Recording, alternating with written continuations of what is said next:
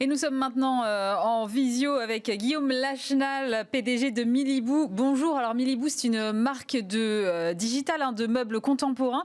Vous existez depuis 15 ans.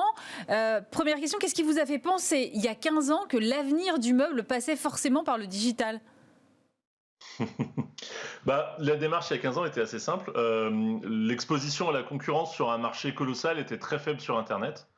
Et il m'a semblé opportun de prendre cette position.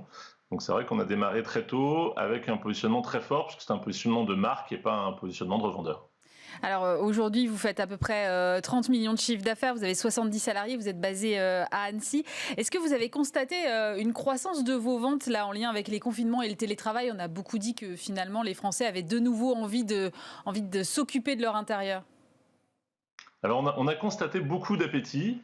Nous, on est coté à la Bourse de Paris, donc on publie nos chiffres très régulièrement. On a publié une croissance sur le premier semestre qui est la même que la croissance sur l'exercice précédent, qui est une croissance de 30%.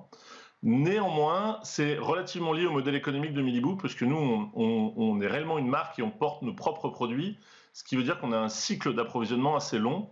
Donc, face à une opportunité comme celle qu'a pu représenter la crise sanitaire pour certains acteurs de l'habitat, nous, on a une réactivité assez faible finalement au réapprovisionnement. Donc, Oui, notre croissance, elle est câblée à l'avance quand même. vous concevez, vous éditez des meubles, mais votre fabrication, elle est principalement asiatique. Ça vous a pas pénalisé à un moment quand même? Alors notre fabrication, elle est asiatique, mais pas que. Elle est aussi française, elle est aussi en Europe. Bien sûr, l'Asie nous a pénalisé un petit peu en termes d'approvisionnement. Il y a eu différentes crises, la crise sanitaire, la crise des conteneurs, etc. Mais globalement, Milibou est quand même dans une démarche où on fait une belle année, assez conforme à nos prévisions. Donc, je pense, assez bien su gérer les différents problèmes auxquels on a été confrontés. Oui, justement, aujourd'hui, les consommateurs ont peut-être aussi davantage de Made in France. Comment vous êtes emparé de cette problématique-là? Alors nous, on a toujours eu une démarche de rapatrier un maximum de nos productions en France et en Europe. Il faut savoir que le marché du meuble est très structuré autour de l'Asie, hein. On ne peut pas faire comme on veut. Il y a du savoir-faire, des industries qu'on ne possède plus en France ou en Europe. Donc on est obligé de travailler avec des pays asiatiques. Mais sur d'autres produits comme les canapés, une grande partie des canapés de Milibou sont fabriqués en Bourgogne. On a également pas mal de produits qui viennent d'Italie ou du Portugal. On a perdu des savoir-faire, alors c'est ça que vous êtes en train de me dire? Bah oui, il y a des produits aujourd'hui, on ne sait plus les fabriquer en France, ou alors on sait les fabriquer, mais sur du haut de gamme, voire du très haut de gamme. Et sur des produits design et accessibles, ce qui est le positionnement de Milibou, c'est pas si simple. Si vous voulez fabriquer des tabourets de bar à un prix, on va dire, pertinent et intelligent, malheureusement, l'Asie est quasi incontournable, et c'est vrai sur beaucoup de produits. Vous parliez de vos canapés qui sont fabriqués en Bourgogne. Vous avez lancé fin d'année dernière un canapé connecté avec des enceintes intégrées, un système de vibration interactif. C'est un peu comme une expérience de home cinéma renforcée. Euh, Est-ce que vous pensez que l'avenir du meuble, c'est ça, c'est des meubles qui seront forcément connectés? Je ne sais pas si ce seront des meubles qui seront forcément connectés. Ce que je sais, c'est que nous, en tant que consommateurs, on est de plus en plus connectés et que notre travail à nous, fabricants de meubles, c'est d'adapter nos produits aux nouveaux comportements de nos clients. Ça passe parfois par beaucoup de techno. Ça a été le cas sur le canapé connecté, où on a dû vraiment concevoir de l'électronique pendant des années pour le mettre au point. Et puis des fois, c'est tout simple. Des fois, c'est une rainure dans un bureau qui permet de poser sa tablette et c'est très pratique et il n'y a besoin de rien d'autre. Mais c'est repenser peut-être certains de nos produits en fonction du comportement de nos clients aujourd'hui. Oui. Alors j'ai vu qu'à votre capital, il y avait le groupe M6 et je me suis dit, mais quel est le rapport entre un groupe de médias et un fabricant de meubles? Vous pouvez m'expliquer? Le rapport, c'est la notoriété en fait, et c'est les campagnes de communication. Milibou, on a mis des années, vous l'avez dit, ça fait 15 ans qu'on s'est créé, à construire une machine qui est capable de designer entre 500 et 1000 nouveaux produits par an, avec un catalogue toujours frais, avec des nouveautés tous les mois. Sauf qu'à un moment donné, on reste une PME et on a besoin de se faire connaître du grand public. Les budgets de communication à grande échelle sont très importants. Et donc la stratégie qui a été mise en œuvre pour communiquer de cette manière-là, c'est de proposer à M6 de rentrer au capital de Milibou en contrepartie de ces fameuses campagnes de communication massive. Donc on a effectivement eu ce deal qui a été mis en place, où M6 obtiendra à la fin de l'opération de 3 ans un peu plus de 20% du capital de l'entreprise. Et en contrepartie de quoi, on a des campagnes télé et radio sur l'ensemble des chaînes du groupe M6.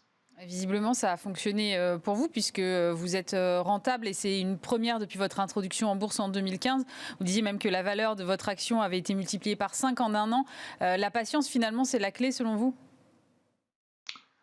Alors, dans le modèle économique de Milibou, oui, parce que nous, on dessine nos produits, on les met en production, on les importe, on les stocke. Donc le faire pour faire 10 millions de chiffre d'affaires, ça n'a aucun sens. Milibou est structuré et a été construit pour faire plusieurs dizaines ou plusieurs centaines de millions de chiffre d'affaires.